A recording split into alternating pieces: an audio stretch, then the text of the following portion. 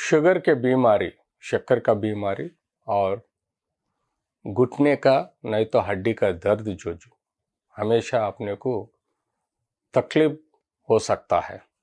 जब खून में ग्लूकोज खाने से पहले 100 से ज़्यादा रहने से, खाने से बाद 200 से ज़्यादा रहने से शुगर कंट्रोल नहीं है बोल के समझ में आएगा।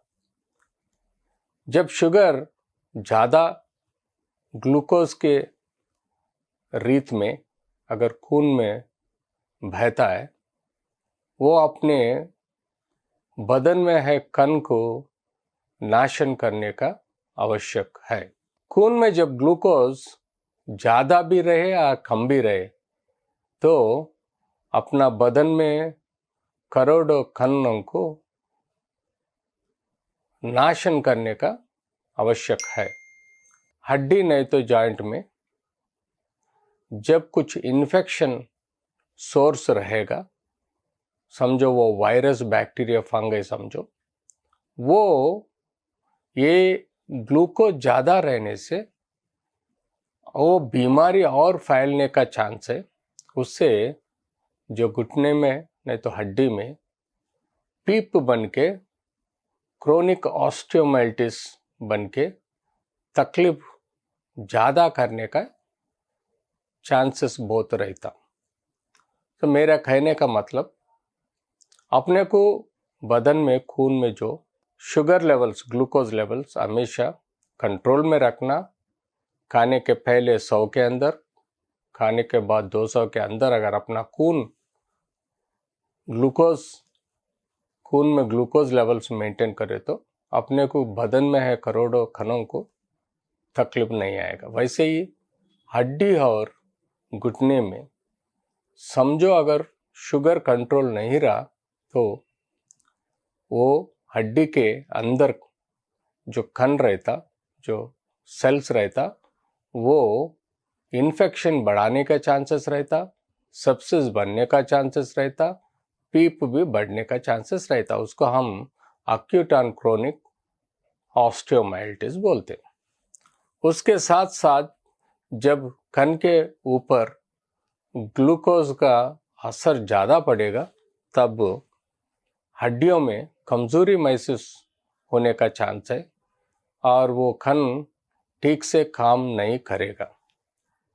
ये कमज़ोरी ऐसा रहेगा कि उसके आजू बाजू में है सो मसल समझो, टेंडन समझो, लिगामेंट समझो और रक्तनाल, नस का तकलीफ ज़्यादा होने का चांसेस रहता। जब शुगर, ग्लूकोज, शक्कर ज़्यादा खून में बह गए तो तब ये जो हड्डी के आसपास में है सो हर चीज़ों को, हर कणों को खराब होने का चांसेस के वजह से हड्डी में नहीं तो घुटने में ताकत के चांसेस कम होने का अवश्य रहता।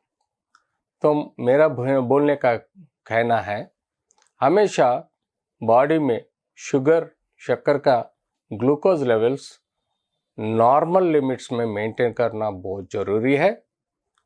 जब नस के जो खून जो सरफरा रहता, वो खून सरफरा के अंदर अगर धब्बे आ गया, क्लॉट्स आ गए तो वो नस को खून का सरफरा बंद होने के चांसेस है, नहीं तो कम होने के चांसेस के वजह से नस के अंदर कमजोरी पैदा होगा। उसको न्यूरोपैथी बोलते।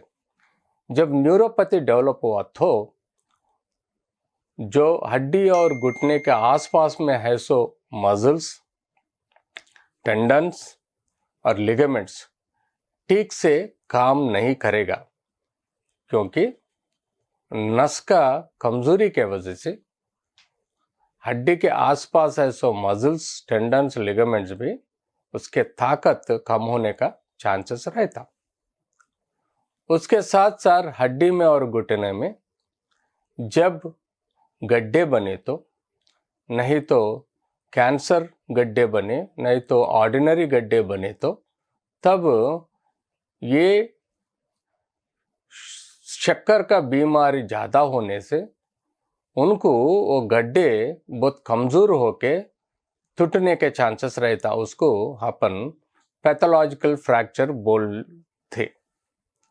तो हमेशा हड्डी और घुटने का ताकत भी कम होने का एक कारण वो विटामिन डी जो चमड़े के ऊपर सूर्य रश्मि नहीं गिरने से, और कैल्शियम जो खाने के चीज़ में हरी सब्जियां दूध की जो प्रोडक्ट्स रहते हैं वो नहीं खाने से कैल्शियम भी कम होएगा, और इसके वजह से उनके अंदर ये हड्डियां कमज़ोर होके ऑस्टियोपोरोसिस बीमारी बोलने के वजह से वो हड्डियां टूटने के चांसेस रहता, खराब होने के चांसेस रहता।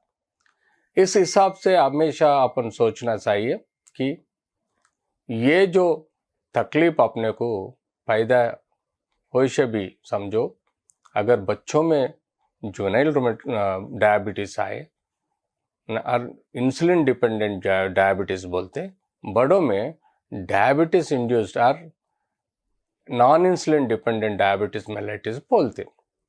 तो जब भी अगर बच्चों में शक्कर का बीमारी आए तो तब संभाल के रहना और ट्रीटमेंट बरोबर लेके शुगर कंट्रोल करना जरूरी है। वैसे बड़ों में भी जब इंसुलिन डिपेंडेंट भी और नॉन इंसुलिन डिपेंडेंट भी अगर उनको कंट्रोल में नहीं आए तो बहुत सारे हड्डियों का घुटने का तकलीफ आने का चांसेस है। इसलिए हमेशा खून में ग्लूकोज का कंट्रोल रखना बहुत जरूरी है।